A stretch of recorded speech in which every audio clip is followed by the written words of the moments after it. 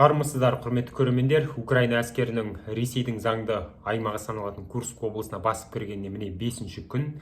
Ресми Киев Курск облысында болып жатқан жағдайларға байланысты қандай да бір мәлімдеме жасаған емес. Киевтің айтуы бойынша Курск облысында болып жатқан жағдайларға байланысты ұрыс қимылдарына қатысты қандай да бір ақпарат қолдарында жоқ деумен келеді. Толыққанды ақпараттық үнсіздік сақтау позициясын таңдаған. Бұл түсінікті де, себебі 2023 жылы Украина әскері Ресейге қарсы қарымта шабуыл жасайтынын бірнеше ай бұрын мәлімдеп қойған болатын. Шабуылдың қалай өрбуі мүмкін екені жайлы әскери сарапшылар да өз пікірін айтты. Қай бағытта Украина қарымта шабуылы жасау мүмкін деген сұрақтарға да жауап берілді. Міне, бұл Украина әскерінің 2023 жылы жасаған қарымта шабуылының сәтсіз аяқталуына бірден бір себепкер болды. Яғни қарсылас тарап Украинаның қарымта шабуылға шығатынын жақсы білді. Тіпті қай тұста, қай маңда қарымта шабуылға шығуы мүмкін екеніне де қанық еді. Сондықтан қарымта шабуылға толыққанды дайындалып үлгерді және сәтті тойтарыс жасады. Ал Украина әскері қарымта шабуылда айтарлықтай әскери шығынға ұшырап, деоккупациялаған аймақтарының саны әлде қайда аз болып көңіл көншітпеді. Осыған байланысты Украина әскері қазіргі уақытта толыққанды ақпараттық үнсіздік сақтауда, яғни 2023 жылы болған қарымта шабуылдың сәтсіздігінен алған ащы сабақты түсінген сияқты. Жалпы кез келген соғыстағы, кез келген қақтығыстағы жеңістің бірден бір формуласы, өзгермейтін қағидасы, ол қарсылас тараптың сенің жасайтын іс-әрекетіңе қатысты ақпаратты білмеуі, бейхабар болуы. Сондықтан ақпараттық үнсіздік сақтау ол түсінікті де еді. Киев, жалпы Украина, Курск облысында жүргізетін әскери шабуылдарға қатысты операцияға байланысты ұзақ уақыт дайындалғаны көрініп тұр. Себебі Украина әскері ақпараттық үнсіздікпен және күтпеген тұстан Ресейдің заңды территориясына шабуыл жасап, жылдам арада Украинамен шекаралас Курсктің бірнеше елді мекенін өз бақылауына алды. 2022 жылы Харьков облысында біз Украина әскерінің тамаша әскери блицкригіне куә болдық. Харьков облысының 30%-ға жуық аумағы оккупацияланған еді. Сол сәтте Украина әскері ақпараттық үнсіздік және күтпеген сәттен шабуылға шығу арқылы Ресей оккупацияланған аймақтың басым көпшілігін азат етті. Яғни ақпараттық үнсіздік сақтау, қарсылас тараптың сенің жасайтын іс-әрекетің жайлы бейхабар болуы Украина әскерінің жылдам арада Харьков облысында сәтті операцияларды жүзеге асыруына кепілдік берді. Қазіргі сәтте Украина осы бір әскери тәжірибені Курск облысында қайталап жатыр деп айтсақ болады. Украина әскері Курск облысының Суджа ауданында бірнеше елді мекенді өз бақылауына алған және Суджа ауданының аудан орталығы саналатын Суджа қаласын өз бақылауына алған дегенде ақпараттар бар. Әрине, Ресей әскері Украинаның әскери бөлімшелерін Курск облысынан кері шегіндіруге барын салып жатыр. Қазіргі сәтте бірнеше елді мекенде қиян-кескі шайқастар жүруде. Украина әскері қысқа уақыттағы рейдті жүргізіп жатыр деп айтуға негіз жоқ. Яғни Украина өз бақылауына алған аймақтарда ұзақ уақыт бойы қалуға тырысуы мүмкін. Себебі Украина өз бақылауына алған аймақтарда қазіргі сәтте окоп қазу, қарсыластың әскери шабуылын тоқтату үшін алқаптарды миналау, қарсыластың бронды техникаларын тоқтатуға бағытталған айдаһар тістерін орнату, шабуылдарын авиациямен демеу, артиллериялық соққылар жасау сынды іс-әрекеттерді жүзеге асыруда. Яғни кез келген әскери іс-қимылда жүзеге асуға тиіс барлық шараларды жасап жатыр. Осының өзі Украина әскері қысқа мерзімді рейдпен шектелмейтінін, өз бақылауына алған аймақта ұзақ уақыт бойы ұстап тұруға тырысатынын көрсетеді.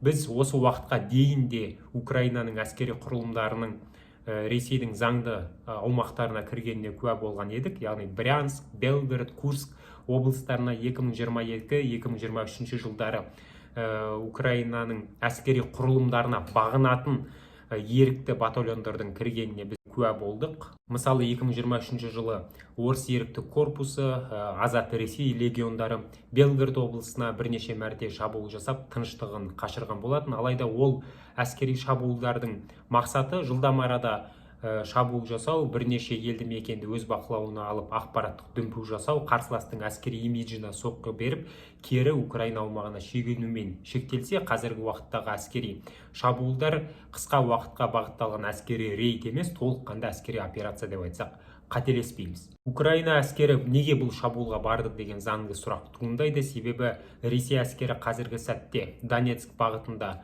ақырындап мысық табандап алға жылжуда. Әскери сарапшылар Украина өзінің әскери резервін басқа бір бағытқа шабуыл жасап жаңа фронт ашу арқылы жұмсағанша, Донецк бағытындағы Ресейдің әскери шабуылдарын тойтаруға неге жұмсамады деген сұрақты айтуда.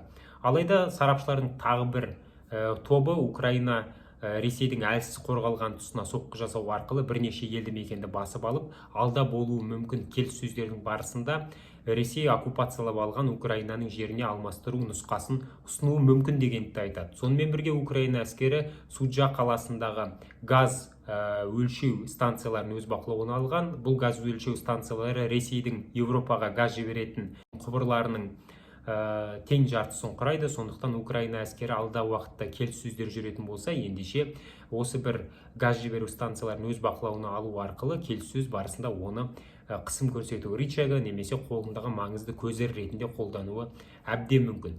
Бір қызық фактын айта кетейік, Украина мен Ресей арасында соғыс болып жатқанына қарамастан, Украина жері арқылы газды транзиттеу тоқтаған емес, яғни Украина жері арқылы Ресей газы транзиттеліп келе жатыр.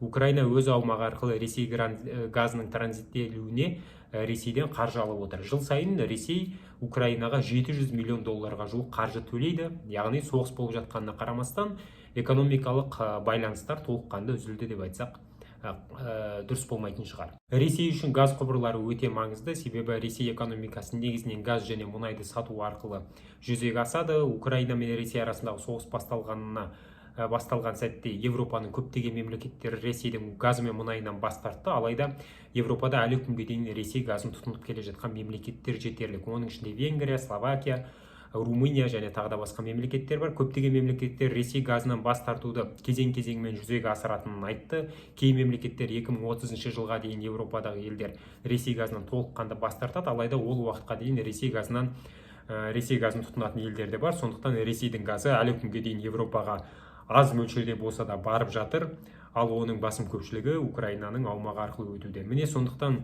Суджа қаласындағы газды өлшеу станцияларын өз бақылауына алған Украина өзінің қолына маңызды бір көздерді қысым көрсету рычагын алды деп айтсақ болады. Әрине ол станцияны өз бақылауында ұстап қала ма, ол Украинаның осы аймақта жүргізген әскери іс-қимылдарына байланысты және Украинаның қорғаныс шебін орнатуына байланысты болмақ. Жалпы 1941 жылдан кейін Ресейдің заңды территориясы саналатын аймаққа сырттан қандай да бір мемлекеттің әскері басып кірмеген екен. Сондықтан Украинаның Курск облысында жүргізіп жатқан әскери операциясы тек қана әскери тұрғыдан емес, тарихи тұрғыдан да үлкен маңыздылыққа ие. Соңғы бір жылдың ішінде Украина қоғамы және әскері үлкен қысымға ұшырады. Бұл психологиялық және идеологиялық қысым. Себебі қарымта шабуыл барысында сәтсіз аяқталған операцияға байланысты қолбасшы Залужный өз қызметінен алынды. Америка құрама штаттары Украинаға 6-7 ай бойы Конгрестің келісімінсіз қару-жарақ беру мүмкіндігі болмады. Украинада әскери қару-жарақтың тапшылығы байқалды, снаряд тапшылығы болды. Ресей әскері алға жылжыды. Харьков облысында Ресей әскері жаңа әскери шеп ашып Волчанск бағытында шабуылға шықты. Осының барлығы Украина қоғамы мен әскеріне үлкен психологиялық қысым жасады. Қазіргі сәттегі Украина әскерінің Курск облысына жасап жатқан әскери шабуылы мен операциялары Украина қоғамы мен Украина әскеріне идеологиялық және психологиялық серпін берді деп айтсақ болады. Сондықтан бұл әскери операцияларды психологиялық тұрғыда маңызды деп санайтын сарапшылардың да саны күн санап артып келе жатыр. Ендігі таңда бұл әскери шабуылдар қалай өрбуі мүмкін? Ресей әскері қалай жауап береді? Ресей әскерінің шабуылына Украина қалай тойтарыс береді деген сұрақтар туындайды. Бұл алдағы болатын оқиғаларға байланысты сіз бен біз осы арнада жазып оны талқылайтын боламыз. Қысқаша айтқанда осы, сау саламатта болыңыздар.